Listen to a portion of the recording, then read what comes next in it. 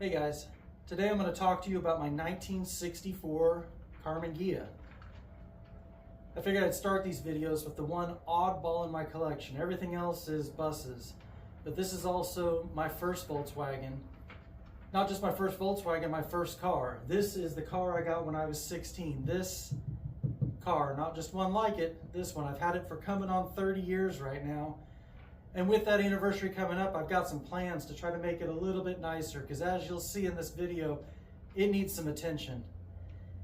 Anyway, that's something I'm kind of proud of, is having my first car. A lot of cars don't survive a 16-year-old, or maybe even your 20s, or maybe even some of your crazy adult lives, but this one survived it all.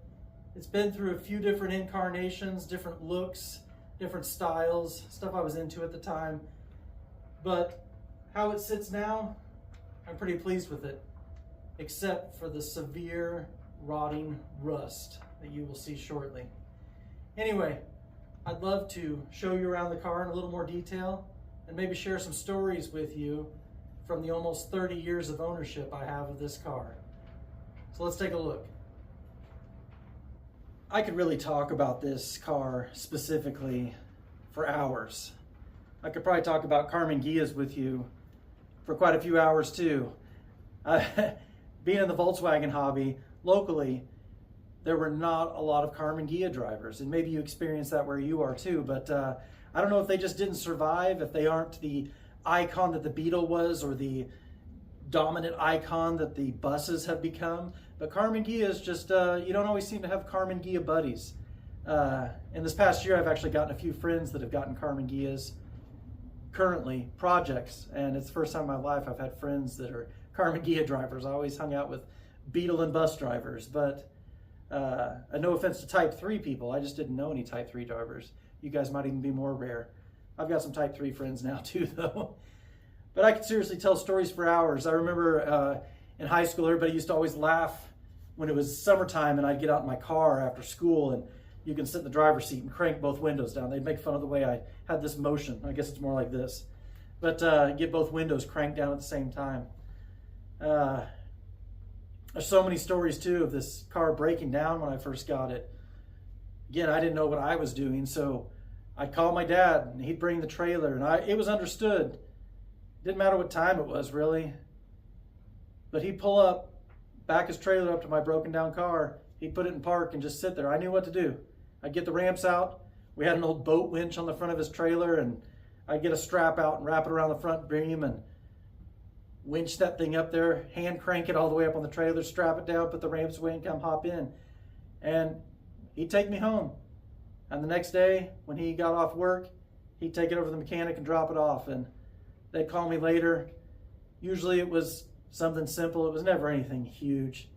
And my dad had just added to my tab, honestly. That payment that I agreed to pay back, it just got stacked on. And 16-year-old kid working at drugstores, you know, my car payment was sometimes just $20 a month, if that's all I could afford. But there was a tally kept, and I paid it off. I paid off the car, I paid off that engine, and I paid off all of those, I don't know, repairs in between. I'm sure there were some repairs that got gifted to me that got forgotten, but I have to say, the entire time I had all of my family's support and respect, and they knew this is what I wanted. And looking back now, it's another thing I'm grateful for.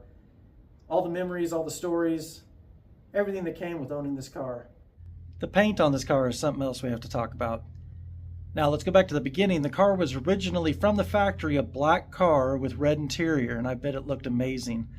When I got the car, it was red, and the windows were limo tinted black. Well, one of the times when this car was off the road, it sat right outside the kitchen window at my house, and I thought to myself, I'd sure like to paint that car. So thought it was a great idea to go get some cans of Krylon when I liked a color, and I'd spray down the side of the car so I could look at it. And when that color didn't really work out for me, I'd go buy another can, and then another, and then another. And when the car got back on the road, it looked pretty ridiculous. So I started stripping the paint off of it, and that's kind of where we're at right now. Some of that paint liked to stick more than other. Maybe I should put a little more on there. I don't know. kind of its character now. Soak in that checkered paint. Oh boy, I don't think we can polish that out. Anyway, I want to make a quick note and apologize for the audio in the video today. If you hear some background noise, it's very windy and these things are falling all over the roof of my shop. So we're not under fire. It's just what I know is helicopters falling from the trees. My wife calls them airplanes. I think she's crazy. What do you call them? This car was quote unquote restored when I got it. I'll throw a picture in here of the early days of this car.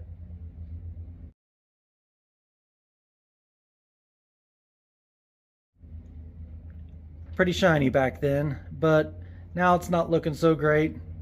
Like I said previously, my cars sat outside for years and that did not do anything good for them. But this car, when it was again quote unquote restored, had some very questionable bodywork done to it. Some stuff that would honestly make body shop dropouts cringe. But it is what it is. Someday we're gonna do something about it. I remember when I first got this car, I wanted the Karmann badge on the side and it wasn't there because it had been filled with Bondo. And whoever put the badge on for me drilled the holes here and here and just put it there because they thought that's where it went. One day I decided to chip away at the Bondo because it had started breaking and I found the original holes. So this is one of those beauty marks on the car. You come on down here, the rockers have the infamous spray foam in them. I say rockers, there's not really rockers left there anymore. Pretty rough. Lots of Bondo. If it looks smooth, it's not. Not good original steel, it's just Bondo. Karmann Ghia fender arches are notoriously bad. Their corners, pretty bad too. Deck lid, that got whacked when I was like 18 years old. An old lady backed into the car before it had bumpers. Broke a bunch of Bondo out. And here it is. This is bad. This is what, whenever you see a Karmann Ghia listed and it says zero rust, they're lying to you. There is so much rust in Karmann Ghias, and this shows you the worst of what it can be. That's the inner fender, outer fender. This literally, quite literally, had chain link fence filled with Bondo. I'm not kidding you. I pulled chain link fence out of this car's fenders.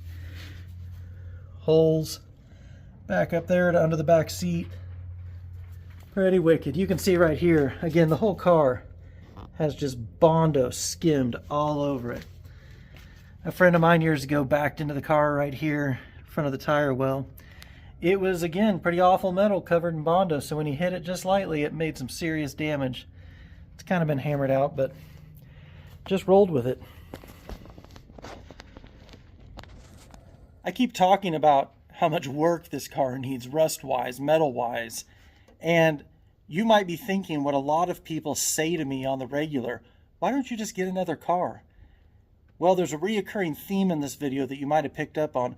I've had this car for almost 30 years. It wouldn't be the same. I have a donor body. Could I put the donor body on here because it's super dry? I could. But that's not the car that I've driven since I was 16 years old. I think car guys will understand, car gals too, it's not the same. When you've had these experiences with this car, you can't just replace it with another one and expect it to be your car. God forbid I lose this car in an accident someday. It's going to be heartbreaking. But since it's still here, while it's still here, I'm going to keep my original car and put in the hours upon hours of work that it's going to take to make it even just a decent fixed up car, because it's mine. But like I said, agree or disagree, there's probably different opinions out there, but what I'm going to do is keep my original car and spend a lot of time working on it. There's no good excuse, so go ahead and let me have it. This engine compartment is filthy. I'll be the first to admit it. There's no excuse. My Monday through Friday job has me parking in a dirt parking lot. and that's not an excuse. This engine has oil leaks that like to hold on to that dirt, and that's also not an excuse. Let's just all agree I should get some soap and water after it. Anyway, when we first got this car when I was 16, the motor that was in it was done for. We didn't really know that. I had no knowledge of cars, and my family wasn't really car folks, so we learned as we went. But we had a local shop build this motor, and this many years later, it's pretty tired, but it's still in there and still makes the commute every day. Underneath the battery over there, you can see a hole. Pretty common, unfortunately, but I have a replacement panel for that when this motor comes out. It used to have a piece of sheet metal sitting over it, but even that got tired. I yanked it out. It's secure in there, but that's definitely a hole. You'll notice also that someone made a removable apron on this Karmann Ghia. I've got a lot of split window buses, so that makes sense to me to have a removable apron, but for some reason on this car I just don't like it, and I think I'm going to weld that back up. Another thing I feel really fortunate about is when I started driving this car, there was still a local air-cooled Volkswagen mechanic in town, and I actually still know my mechanic to this day. He's into his 80s, and I don't know, we still talk Volkswagens every once in a while, but he really did me a strong favor. And when I'd call up to schedule work, he always seemed so grumpy. He'd be like, you can do that yourself. You don't need to pay to bring your car in here to have your valves adjusted. You don't need to bring your car in here to have the oil changed. He didn't own the business. He just worked there. So he wasn't really turning away profit, but rather he was making a mechanic out of a Volkswagen driver. I'm grateful to that. You know, to that fact to today. It still means a lot to me that he didn't just take my lack of money when I was 16 or 17 years old. Instead, he said, this is how you do it. And he even let me come up there when I was first learning to adjust valves, and landed, you know, borrowed his creeper, his feeler gauges, his wrench, his screwdriver. I laid down and he'd rotate the motor and tell me how to do it. And then he'd check my gap and everything and tell me what the feel was supposed to feel like when you're pulling that feeler gauge. Like I said earlier, I didn't come from an automotive family, so no one really knew how to teach me this. So to have a mechanic that was like, let me show you, don't come here and waste your money, just you can do it yourself. It inspired who I am as a Volkswagen driver today, and it's honestly what I tell a lot of people when they ask for my help. I'm more than happy to help you. If you're willing to help yourself, let me show you how to do it, and I'll be here side by side with you.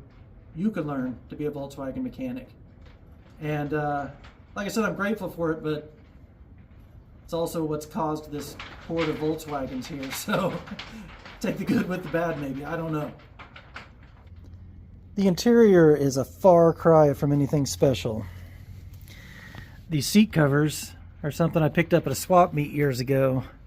I think they're pretty great, but they were already old, and this one's deteriorating. This whole car had black basket weave in it when I got it, overstuffed. So sitting out in the sunlight, that stuff split.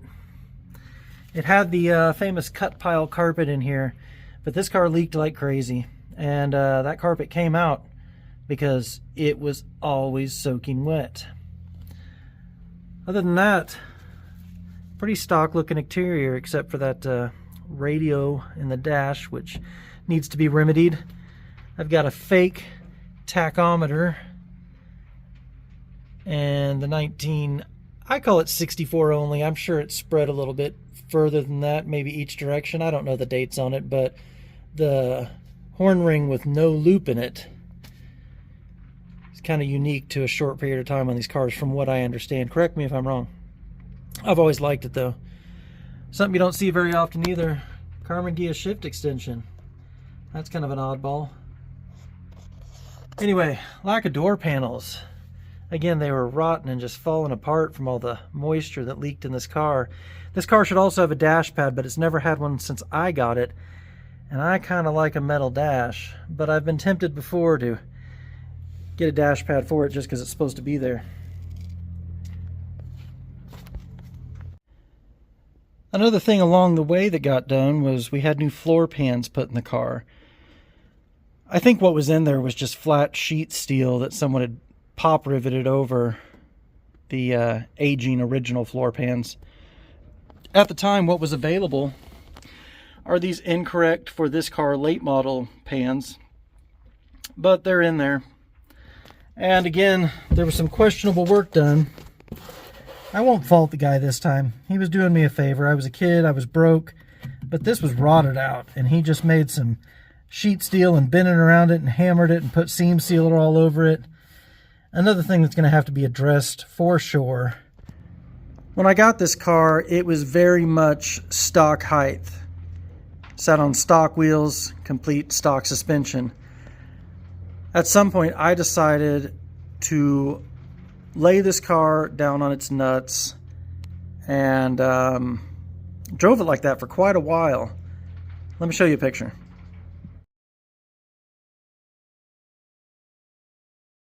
Anyway, at some point, I came to my senses. Sorry if that offends you.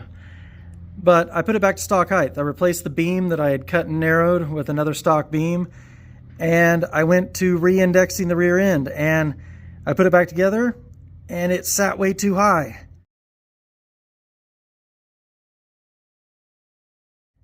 And I put it back together, and it sat back low. And I'll be honest, right now, I think it's too low in the back, but that's the way it runs down the road all the time.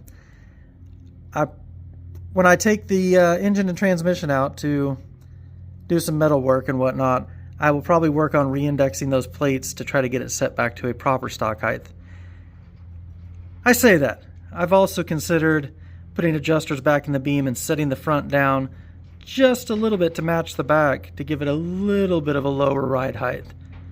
What do you think? This car has had a few different looks over the years, but currently one of the changes that's been in play for a few years now is it's sitting on a set of 1958 Porsche 356 rims with faux aluminum drums that came from CB Performance years ago. I don't even know if they still make those or not. Kind of gives it that outlaw look. I don't know. I like it. Many years ago, I was looking on the Samba, trying to find some parts for my car, and these headlight rock guards came up from a seller in Australia, and apparently they were a Volkswagen of Australia accessory for the headlights. I don't know the history to that, but I sure liked them, and back then stuff was more affordable, so I definitely bought them and shipped them from Australia to put on my car, and they've been there ever since. Another kind of unique thing on this car that stands apart from other Karmann Ghias, although there aren't a ton of Karmann Ghias cruising down the road, so standing out isn't that difficult. A kind of rare accessory on this car is to have an original Volkswagen Karmann Ghia roof rack. And although it is an original roof rack, when you get down in here, you'll see that it has been shortened on every leg for a very low profile fit to the roof. Years ago, a friend of mine gave this to me. It was hung up in his dad's shop, and he knew that I'd get a kick out of owning it. I do have another Karmann Ghia roof rack that hasn't been modified, but this one has always fit the look of the car so well that I leave it on there. I still remember when I first got this car. I didn't really come from a family of car people.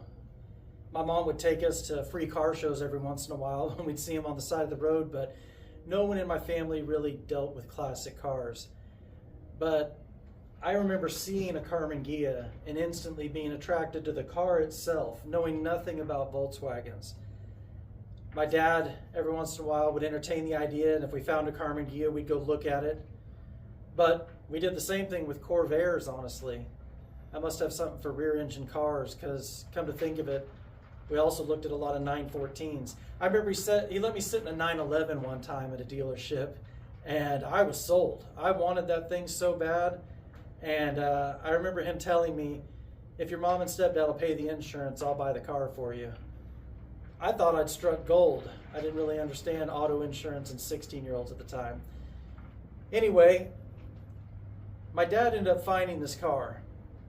And I remember him picking me up and him talking to me and saying, if you want this car, I'll pay for it, but you're gonna pay me back. And I was like, yes, sir. And he's like, that also means if it's broken down, sitting in the driveway, you're gonna pay me back. And I was like, yeah, I understand. And he's like, if you get in an accident and total this car, you are still going to pay me back. And I was on board. Come what may. I had no idea, but I was ready. So that night we drove, I'm trying to think, it had to have been at least an hour from town to go see this car. And we pulled up, and it was sitting in the driveway, kind of on a farm. It was the end of a longer gravel driveway, the way I remember it. Bright red Karmann Ghia. Dark window tint. Black interior. I thought it was the coolest thing I'd ever seen in my life. And again, we knew nothing about Volkswagens or really a lot about vintage cars. But I guess my dad could tell I was committed to the idea. And he went inside and struck a deal. And we drove it home that night. Well, he drove it home. I wasn't 16 yet. And I remember his feet, every time he'd try to hit the clutch, he'd hit his brake pedal on accident. If you know Volkswagens, you know those pedal clusters are kind of narrow. Anyway, we got it home, and it needed a lot of work, more than we ever knew. And a lot of the secrets that we've covered, they weren't visible at the time. But I was in love with this car. And shortly before I turned 16, I actually broke my leg helping my dad. And that meant no clutch pedal for a while. So I turned 16 and didn't get to drive my car that I'd wanted forever. But it came soon enough. And like I said, it's been here ever since. So I think we picked the right one. Once I finally got to learn to drive this car, it's a whole nother experience. My mom was adamant that all of her kids learned how to drive a standard. I think it's an older way of thinking, back when you had standards around. She always said, if you're ever somewhere and your friend has a standard and they can't drive home, you need to be able to drive home. So we all learned how to drive a standard, but I learned how to do that in an '89 Ford Ranger. Super low gears. It's my stepdad's truck, and there were tears. Let's be honest, there were tears learning to drive that truck. But once you figured out that low gear was so low you could just about let the clutch out and it would creep on its own, it got a little easier. But still, those hills were terrifying. But eventually I got to learn how to drive the Karmann Ghia, and I remember my dad taking me over to a huge parking lot, and that clutch disc just chattering every time he took off. That cable clutch is a lot different than a hydraulic clutch when you're learning. Anyway, when you're new. But it was important to learn how to do it, and I don't know. I'm grateful. My kids are going to learn how to drive standards too. It's a good lesson. So like I've mentioned, I've owned this car for almost 30 years, and I kind of want to give it some love here in the next 2 years. So when that anniversary comes, it'll look a little bit nicer. You know, when I'd owned it for 20 years, a friend of mine at the time was like, man, that's wild. You should really do something to commemorate that. And I really thought that was a great idea. The more I thought about it, I was like, the best way to commemorate this car's ownership of 20 years is, what else do you do with a car? Road trip. And I told a friend of mine about it, and he was on board instantly. So I drove my Karmann Ghia, and he drove his 56 Palm Sand microbus. And we drove out to Monument Valley, one of my favorite places on earth. Quite a road trip. Didn't have a ton of time to do it because it was real short minute, last minute planning and everything. But let me see, we left his place. Both of us lived here in Oklahoma. We left his place and made it to Albuquerque the first night. It was a crazy long drive that day. And the next day we drove over to Mexican Hat, Utah, and stayed the night there. And then the next day we drove out to Monument Valley. And I remember pulling up to the entrance to the driving actually into the park. That was my objective, was to actually go drive through Monument Valley, not just visit the park and take a bus ride through it. I wanted to drive the Karmann Ghia down there. And he pulled up to the gate in front of me, and he said, I need two. And she looked out the window, And she said, I think your friend should ride in your van with you. And he said, ma'am, I don't think he's going to do that. I need to pay for 2 cars. And so he paid for us to get in. And it was a little bit rough, but I'll tell you, there were some cars out there that I don't think should have been out there. But anyway, let me show you a couple pictures of that.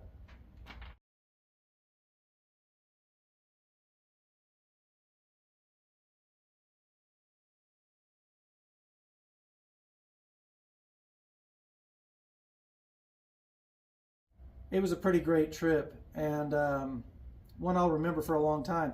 I don't know where I'm going to go at the 30-year mark. I wouldn't mind going back to Monument Valley. Like I said, it's one of my favorite places. It's a beautiful road trip. You don't have to twist my arm to go west, honestly. Hitting the road, headed west, is about the greatest thing you can do in a vintage car, in my opinion. No offense to you people that live in the East. Maybe I should try that out a little bit, but this car has done the time on the road. You know, it's proved itself. I tell people all the time, I can let this car sit for 6 months, come out, pump the pedal, fire it up, and it will take me anywhere. I don't have a lot of buses that do that for me, but this Karmann Ghia, I don't know. It's a kindred spirit of sorts, man and his machine. We're connected. There's a mutual respect. This might not be respectful necessarily, but there's a mutual respect, and this car gets me where I need to go and has taken me many places. So, future plans for this car. Well, like I said, here in about 2 years, it's coming up on 30 years of ownership, and I owe this car a lot. At a minimum, I can try to make it look a little bit nicer. I got some things in weight right here, like some window cranks. You know, those haven't mattered so much over the past few months because it's been wintertime and those windows don't come down. But even just yesterday, I was working here on this quarter light. Forever, this B-pillar had been broken out down here at the bottom. And when they restored this car before, they put this window in with silicone instead of actually putting in with the hinge blocks that are screwed in there. Well, yesterday I put proper hinge blocks in. I replaced the B-pillar with one I had and got the quarters working so that I can get that little bit of breeze on the drive home. I tell you what, you don't know how great that breeze is when you're used to driving a bus or a Beetle and it has vent windows up front. These Karmann Ghias, no vent windows. Solid one-piece glass. You do not get that relief. And do not fool yourself for a second thinking that those nostrils up front do a thing for cooling you. Maybe when you're cruising down the road. Maybe. But sitting in traffic in the summertime, they do nothing. So, window cranks need to go in so I can get these windows rolled down on those hot afternoons. Other things I need to do, a lot of metal work. I've got a donor body out back. Some people have questioned why it's a donor because it's a really dry car. Have you seen the metal they come out with for Karmann Ghias? Not perfect. Nor is my donor car, but it's nice original German steel, and that car is missing every nut, bolt, screw you can imagine. It's all gone. So donor car it is. I also have some fresh metal, like this battery tray. Ooh. Battery tray. There it is. Got that to go in the engine compartment. Definitely needs it. That battery is sitting on a hole. So, donor metal out of another car. Some fresh metal. I don't know. The car just deserves a little bit more respect than it's been given over the years for everything it's done for me. So those are the future plans. Like I said, I work on it all the time. It is a daily driver, but it's also sometimes a daily project. Little things need to get done. Recently, I've replaced the sending unit. It's a mechanical sending unit, pulling on a cable instead of an electrical signal. You're probably familiar with that if you know the early Beetles. But my sending unit, the little rubber boot, was torn. Every time you filled up, even if it wasn't a hot day, but especially when it was a hot day, you'd get that gas smell filling the cab. And if you know that, you know how awful that that can be. But, you know, like I said, that's one of those things I had to do. Other than that, it stays on the road, man. It constantly is there for me, and I do what needs to be done to it. But it's time to do more than needs to be done. Time to start doing some stuff that should be done to the car. So, metal work is in the future. along with little stuff like window cranks and, I don't know, some seat covers would eventually be nice, because that one towel sitting on that torn up basket weave, I'm looking at it now, whew, we don't need any more of that. Well, that's it. That's the story of my 1964 Volkswagen Karmann Ghia. What do you think? I should have cleaned it up for you a little more today, but like I said, it's a daily driver. I did wipe the windows down so there weren't bugs all over it. Anyway, make sure and like and subscribe. I plan on doing a video similar to this on all, maybe most of the buses that are in here, to let you know what their backstory is, what the plans are, and whatnot. Until then, work on your car, let's keep them on the road, and I'll see you next time.